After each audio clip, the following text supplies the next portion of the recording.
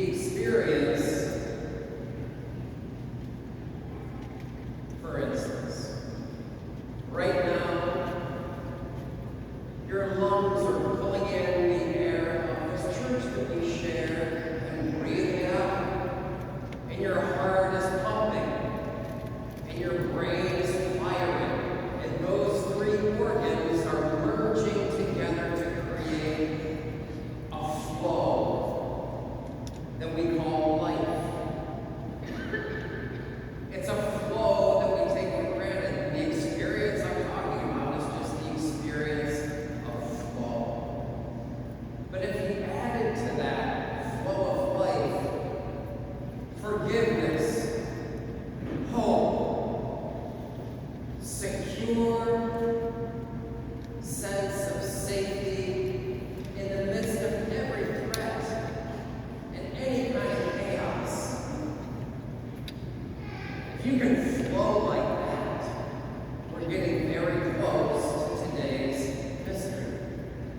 So I'm going to try to take this at a couple of different levels. The first level is simply hand-eye coordination.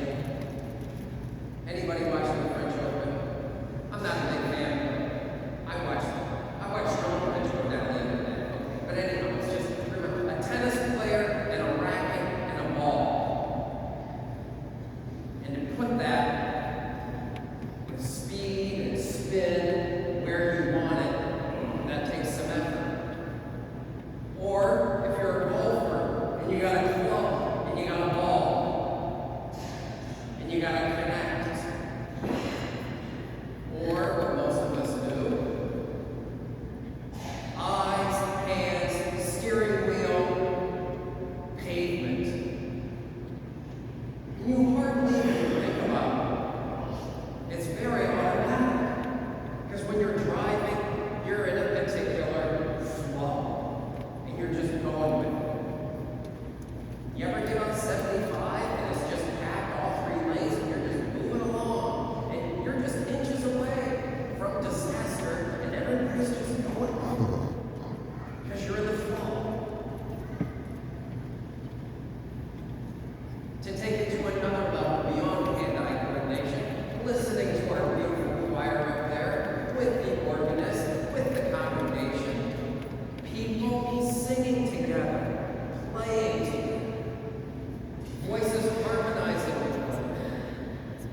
Or if you've ever been in a stadium where it's either the music or it's the score and everybody reacts in unison, there's a flow that is moving through many people. So the flow being many moving together in a single vibe.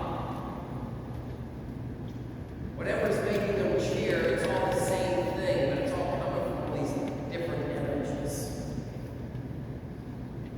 So there's a whole wellness industry that has grown up around flow states, how to help you to create a flow state. Why? Because the lives that we lead in the 21st century are threatened by distraction constantly. There's a disconnect because of all our screens and whatever. I drove here from Maria and I was just coming down Broadway, and off of the interstate, and I was just looking at all the signs that are out there. They're all calling to me. None of them are really thinking about me as a person. They just want a piece of me. I'm not against advertising. And it's just, we are very easily distracted.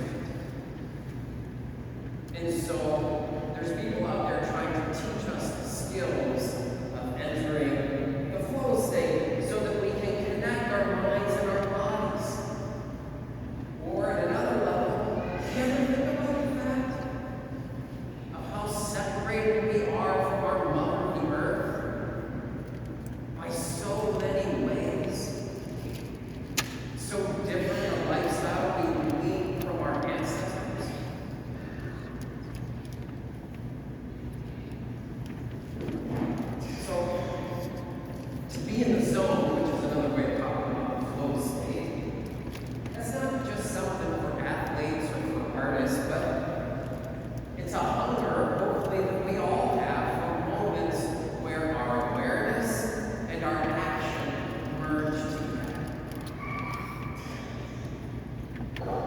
When people stop acting as individuals and they act as one. You ever pick that up in church? How that's part of the ritual of what we're like. You're all sitting at the same time, and we stand at the same time, and we kneel, and we all come up to communion relatively. We're doing these things together. It's one of the ways in which we enter the flow. A way of describing it, there may be a way to read this, but I'm reading it in a positive way. High mentality. So I spent many years in my priesthood in North Dakota, and I had opportunities to go to Collegeville, Minnesota, which is about an hour west of Minneapolis, St. Paul. And there is St. John's Abbey. It's I don't know what year it was built, maybe in the 70s. It's rather modern architecture for a monastery. And the north face is enormous, and it's all stained glass window made of, I think, hexagons. And it's a wall that looks like a beehive. And it's supposed to be a symbol of how the monastic community lives and works together. It's about the unity of their operation. So, I talked about hand-eye coordination. I talked about people doing joint things, but I guess building off of what the monastery might teach us, what you might want for your family, I guess I'm here to challenge you. Do you want it for your parish family? Do you want what God wants to give us? Which is a being together that becomes an act together.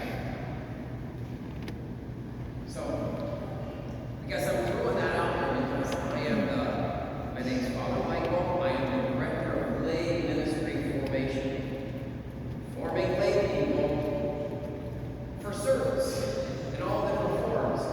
We're just at the ground floor of building this culture of lay ministry, but I'm just throwing it out there.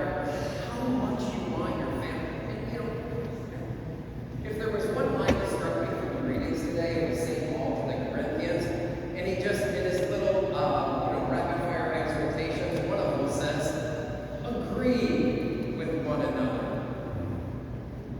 Do you feel the challenge of that? Agree with one another. When two people can do it consistently for a lifetime, that seems pretty amazing.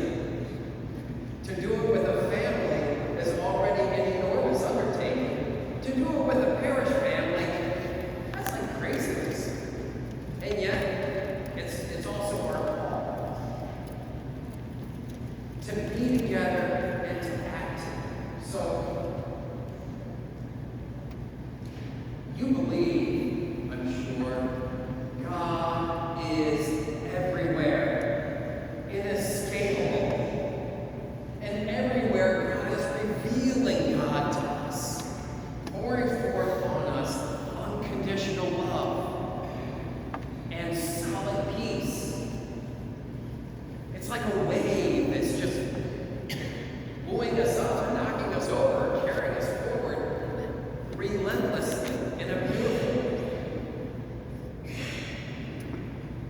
So without understanding of God's constancy, the constancy of God's love, I don't know if you heard Leo came out with a new letter this past week, and I'm not going to get into the whole thing, I'm just going to give you one line from it, because it referenced the Trinity. As the council recall, he says, that's the Second Vatican Council, human persons are called to communion with God, and here's the quote, can fully discover their true selves only in the sincere gift of self. Like, who are you? You find out who you are when you give yourself away, which is just another way of saying loving. Last sentence, indeed, their deepest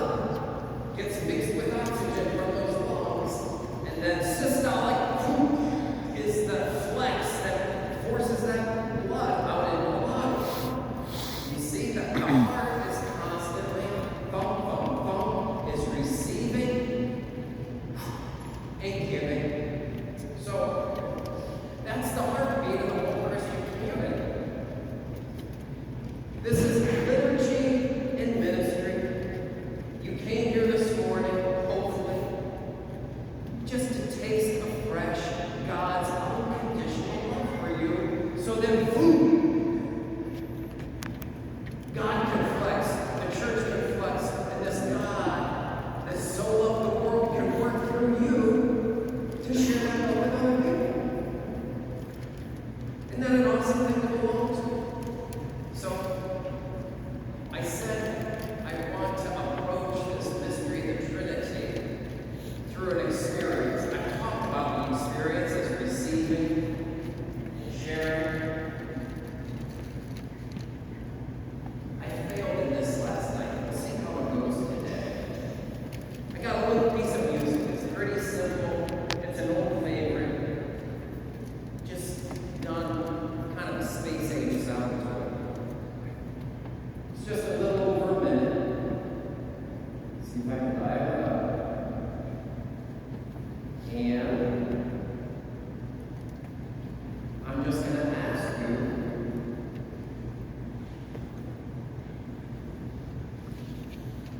to